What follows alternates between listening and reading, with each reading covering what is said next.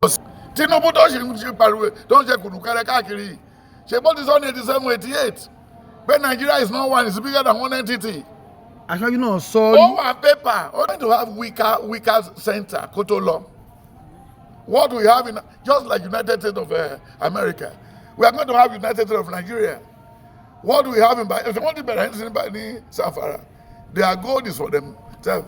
Ṣé bí kan tó ń wà ní Bakassi, don't need there's trouble in Bakassi. No.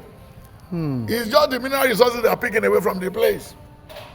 So until Sabins are forest, something forest. No. So until Igboho ń ṣe lórí ọ̀rọ̀ Yorùbá nation. All right, pa. Ó ṣe ń padà bọ̀ wá. Ẹ ṣàṣẹ bí Joseph ṣàṣeyọrí. Once Joseph ṣàṣeyọrí, Igboho máa ṣàṣeyọrí náà. Gbogbo Yorùbá máa ṣàṣeyọrí. Yorùbá wà ní Trinidad and Tobago. Yorùbá wà ní Brazil. Ní the whole tribe tó wà lábẹ́ ọ̀run Yorùbá ló tóbi jù yàtọ̀ sí àwọn China Yorùbá ló tóbi jù.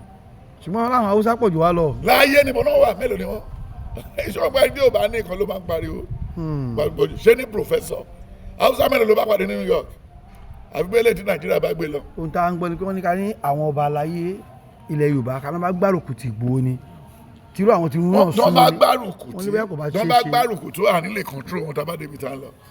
Let the Lord take the preeminence. In the book of Exodus 1:9-10-11. Only nígbà tí ọba kan dé tí ò mọ Joseph. Ó ní ìyà dé wàhálà dé. Then when you look at the book of Exodus 2:6-10. Nínú wàhálà iná bí Mósè. Nígbà tí ó sì orí ọmọ náà sì kíyèsí. Nínú wàhálà iná bí Mósè. Then nínú wàhálà yìí Mósè dàgbà ní ààfin Tinubu Yorùbá ti wọnú ààfin sí náà ẹ̀ẹ́dẹ́gílẹ̀ wá ń kọjú fún.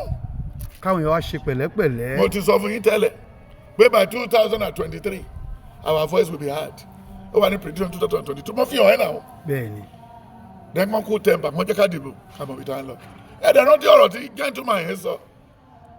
Ó ní èmi ló kàn. Tẹ́ bá fẹ́ mú Yorùbá èmi ni. Tẹ́ bá dẹ̀ fẹ́ mẹ́ni tó kàwé jù èmi ni. Tẹ́ bá dẹ̀ fẹ́ mẹ́ni tó pẹ́ ní politics jù èmi ni. Tẹ́ bá dẹ̀ fẹ́ mẹ́ni tó ní experience jù èmi ni. So bẹ́ẹ̀ ṣe ń tẹ̀lé mi lọ yẹn má lọ delegate mi ẹ kàn delegate. Tinubu sọ bẹ́ẹ̀. Ó ní tẹ ẹ náwó ẹ kówó jáde ẹ kówó jáde. Àmà wọlé àmà dìbò. Àbá má dé bẹ̀ tó bá gbó ti lọ ṣe vice president Buhari. Àbá má dé bẹ̀. Bọ̀ tó fúnra. Ó jí kò sùn. Nígbà tó tún ní kó mú vice president wá mo wọ̀n ẹ pé má mú ládògùn state ó máa delegate bàtà bá ń lọ ó lọ mú Ọ̀ṣínbàjò.